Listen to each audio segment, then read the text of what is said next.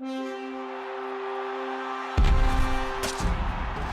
was a roller coaster week for quarterbacks in Week 13 of the NFL season. Started with Drew Brees on Thursday night, throwing 5 interceptions, and then we saw some pretty impressive, surprising performances on Sunday, and senior writer Eric Edholm talked about that in this week's Shorts and Shells column. And Eric, let's start on the other end of the spectrum of Brees. Andrew Luck, Russell Wilson, the two rookies, bringing their teams back from big deficits. Big wins for those two teams, and on the road, too. Very impressive days by those two rookies. Yeah, it didn't look like Luck's day to start with. He had the 3 picks. Just wasn't in his game, even against the depleted Lions secondary. And yet he fought through it. Didn't have his best fastball, so to speak, but came back with some clutch throws at the end. The last 4 minutes, those 2 drives, we'll remember for a long time. And you talk about Wilson. I mean, against a defense in the Bears that forces turnovers left and right. Managed to stay turnover-free, ran the ball effectively through it, made huge plays down the stretch to Golden Tate, Sidney Rice.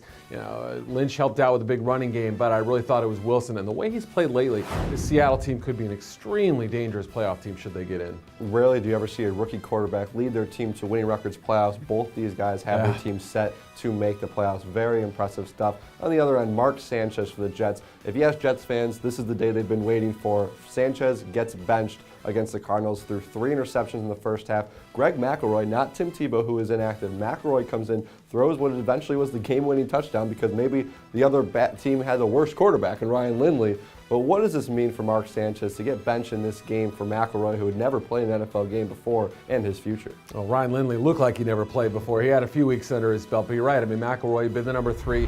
The little talked about number 3 all season long, comes in as a wide open touchdown pass, rallies the crowd. The Bronx cheers were out in full force. But really, what does this say for Sanchez? Because he's got $8.5 million guaranteed for next season.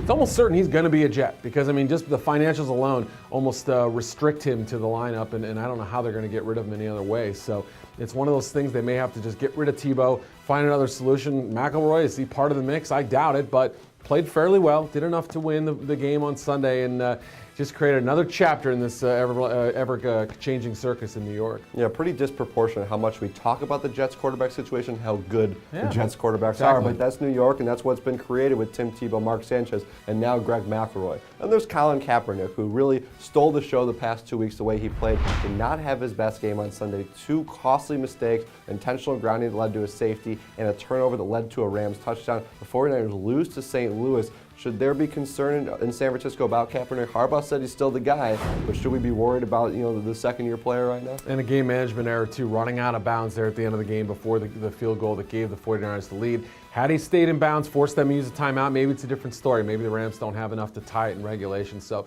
not Kaepernick's best day. Yes, he had a 50-yard run that just gave us a glimpse of his ability, but I say they stick with him like Harbaugh said he would. This is the kind of game that Brady had, that Steve Young had, all these other quarterbacks who replaced good players had at that position. He'll be fine, I think, going forward. Yeah, Kaepernick still has plenty of weapons around him, as we talked about before, so a lot of help there. One more quarterback to mention is Brady Quinn. On a very emotional day at Arrowhead Stadium, he leads the Chiefs to a victory over the Carolina Panthers. To see more about these quarterbacks and the rest of Eric's Week 13 observations, be sure to check out his Shorts and Shells column on our website, ProFootballWeekly.com.